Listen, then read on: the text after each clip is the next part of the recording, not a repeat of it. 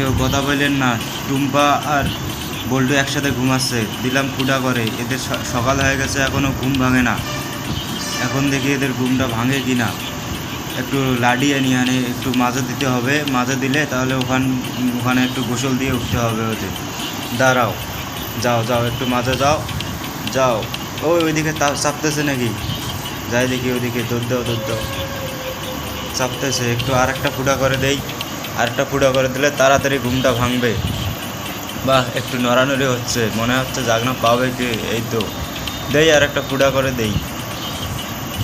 দিলাম, এবার দেখো মজা কেমন লাগে। এ বল্টু, এই দেখো ডাবছে কেন? এটা কি করছো? গেলাম।